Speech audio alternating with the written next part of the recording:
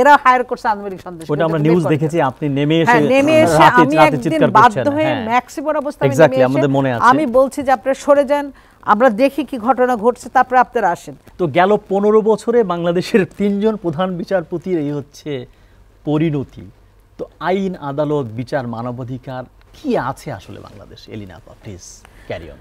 ধন্যবাদ।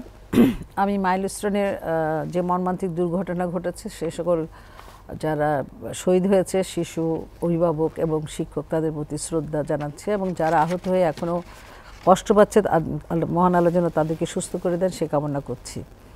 আপনি যে কথা বলেছেন সেটা হচ্ছে যে আজকের বক্তব্য হচ্ছে বিপন্ন মানবাধিকার কারণ এবং উত্তরণ করণ। উত্তরণ করণীয়টা আমি পরে আসছি।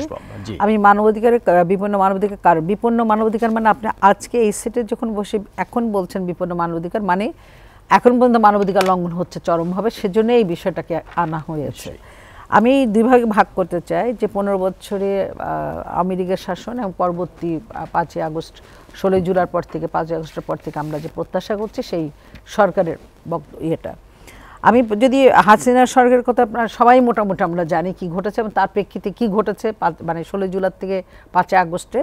তারপরেও বলতে চাচ্ছি যে আমরা দেখেছি যে শেখ হাসিনা সরকারের সময় গুম, হত্যা, তারপরে খুন করা, তারপরে যে বিচার বহির্ভূত হত্যা করা, একই সঙ্গে আবার বিচারহীনতা সংস্কৃতি দেখেছি, বিচার লয়ের উপরে প্রভাব খাটানো দেখেছি, যেটা কিছুক্ষণ আগেই আপনি বলেছেন যে জাস্টিস প্রধান বিচারপতির ঘটনা, যেহেতু পলিটিক্যালভাবে এগুলো নিয়োগ হয়ে থাকে যার কারণে তারা প্রেশারাইজ থাকে এবং তারা সে কাজগুলো করতে বাধ্য হয়।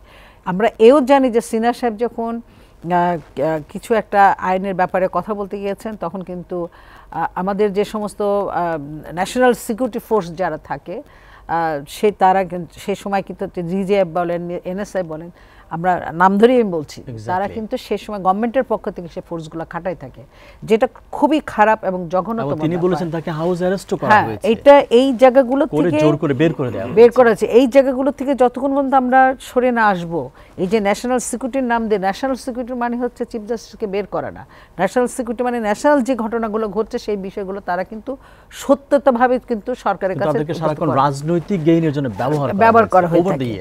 এখন আমি আরেকটা কথা বলতে চাই যে গুণ, খুন, হত্যা আছে, সেই সঙ্গে আমরা দেখেছি বিচারহীনতার ভিতরে বিশ্বজিতে দেখেছি আবরারের এখনো ধরেন একটা হয়েছে, মানে যখন সেন্সেশনাল ম্যাটারগুলো খুব গুরুত্ব আসে তখন সেগুলো আমরা করতে দেখি, কিন্তু এখনো শেষ হয় নাই, এখন আপিল বিভাগে আছে।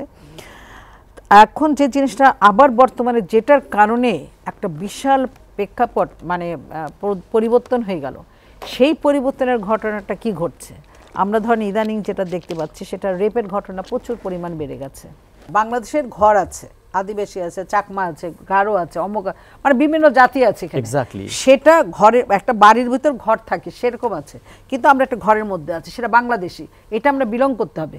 সেই জায়গা থেকে আমি বলতে চাচ্ছি যে আদিবাসী আছে, হ্যাঁ তারা একদম মানবিকভাবে তারা আমি দেখেছি এবং গিয়েছে সাঁওতাল ইয়েতে যে পড়ে গেছে তারা সেভাবে এখন পর্যন্ত জীবন উন্নয়ন হয়নি বা তাদেরকে সেভাবে দেখা হচ্ছে বা তাদেরকে সেভাবে আমি অবশ্যই একমত যে তাদেরকে মেইন স্ট্রিমিং এ নেওয়া। বরগুনা কুয়াকাটা যদি জান আপনি রাখেন জনসংখ্যা প্রায় 2500 নেমে আসছে। হ্যাঁ আমি সেটাই বলছি যে এদেরকে নিয়ে আসা যারা সংখ্যালঘু থেকে ওটা সংখ্যা শূন্য হচ্ছে। আমি ওই জায়গা থেকে বলতে চাই যে যারা একদম নিচে একদম মানবিতর জীবনযাপন করছে সেই জায়গা থেকে তাদেরকে ওঠানোর জন্য আমাদের সর্বাত্মকভাবে সেই জায়গাটা কাজ করতে হবে। খুশি আপা যদি বলেন আর একটা লাইন আছে আমি একটু শেষ করে দিই।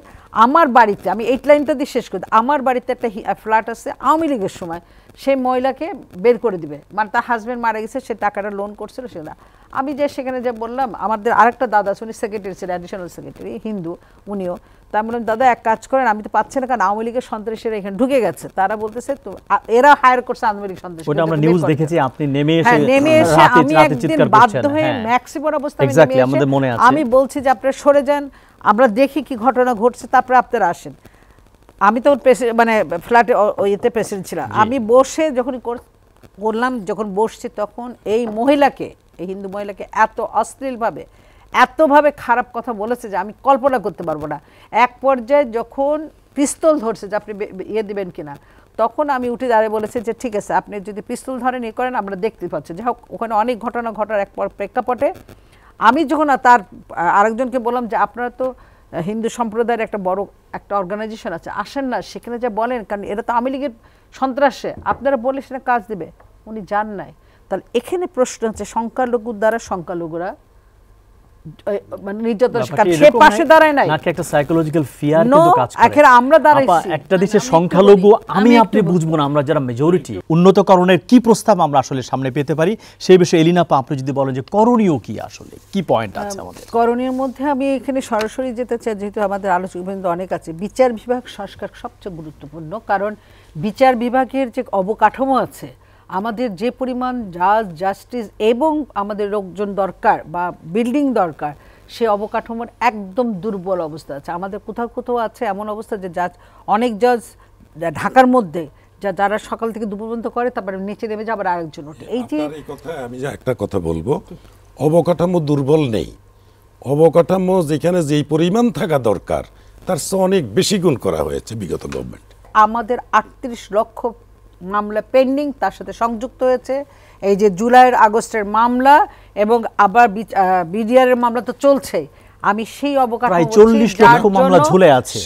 সেটার জন্য অবকাঠামো নয়, সেটা হচ্ছে সেটা আমাদের বিচারহীনতা। না না না, বিচারহীনতা, বিচার বিভাগের জন্য যে পর্যাপ্ত পরিমাণ যা আছে তো শেষ করে না, না যে এটা শেষ করে না। আমরা এটা প্রত্যক্ষ জানি, গোটা বাংলাদেশের কথা বলছি। এটা জনবলের সংকট, আমি জনবলের সংকটের কারণে আমরা জনবল সংকট হতে পারে, বিচারপতি নাই, অবকাঠামো নেই, যার করে আপনি যদি এখন পারিবারিক আদালতে যান সারা বাংলাদেশের আপনি যে কথা বলছেন, আমিও আপনার সাথে একমত। তবে আমি সব একমত হতে পারি না। বিগত গভর্নমেন্ট একটা এই প্রত্যেকটা জেলায় যে বিল্ডিং করেছে, যেখানে 2 তলা দরকার, সেটা কিন্তু আপনার 10 তলা 15 তলা রাজকীয় ভবন করা হয়েছে। লোকবল কম নেই।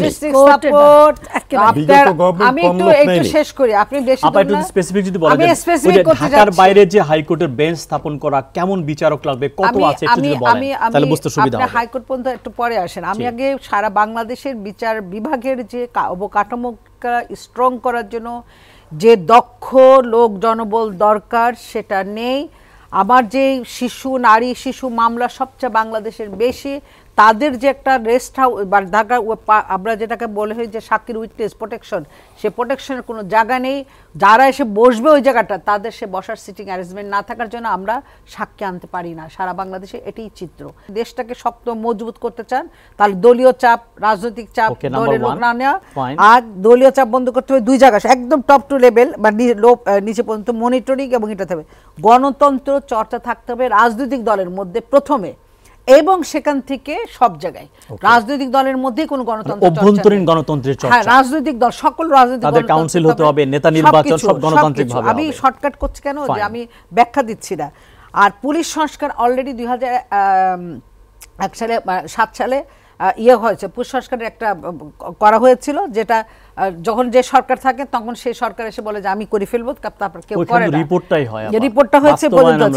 ওই পুলিশ সংস্কারটা যদি কার্যকর করা হয় তাহলে অনেকগুলো যাবে। সেখানে হচ্ছে ট্রেনিং এ মানবাধিকার বিষয় এবং আইনটা কিভাবে হবে সেটা, তারা পিআরবি কে বেশি প্রাধান্য দেয়, সিআরপিসি কে প্রাধান্য দেয় না। তাদের বক্তব্য পুলিশ রেগুলেশন অ্যাক্ট যেটা আছে সেটাই আমাদেরটা, ওখানে কিভাবে অ্যারেস্ট করতে হবে, জোর জবরদস্তি করতে, ওইগুলো বলা। নির্বাচনটা খুব জরুরি, কারণ একটা বৈধ একটা বৈধ, এটাও বৈধ, কিন্তু একটা গণতন্ত্র সরকারের জন্য আমরা মনে করি যে একটা নির্বাচন দরকার। কিন্তু আমার কাছে একটা খুব অবাক একটু বিষয় লাগে, আমাদের যারা এখন উপদেষ্টা আছেন তাদের কিন্তু আমাদের যারা হিউম্যান রাইটস করি বা আমাদের পরিচিত, আমাদের ম্যাক্সিমাম পরিচিতের জন্য এখন অবস্থান করছে, কিন্তু যে ম্যাক্সিমাম না, বেশ কয়েকজন, ম্যাক্সিমাম আছে তো মাত্র কয়েকজন, প্রায় সবাই বলা যায়। এই যে সবাইকে চিনি, এটাও কিন্তু একটা মনোপলি। হ্যাঁ, আমি তো সবাইকে চিনি তো, না যাই হোক, যেগুলো আছে তাদের কাছে অন্তত একটা জিনিস এক্সপেক্ট করছে, যেগুলো এতক্ষণ ধরে বললাম আমরা, তারা কিন্তু এইগুলো নিয়েই কথা বলতো। আমরা আশা করছি যে আরো করেছিলাম যে এখান থেকে আরো একটু ভালো কিছু আরো ফিডব্যাক পাবো আমরা, সেখান থেকে মনে হয় যে অনেকটা ব্যর্থ নিয়ে অবস্থান করছি।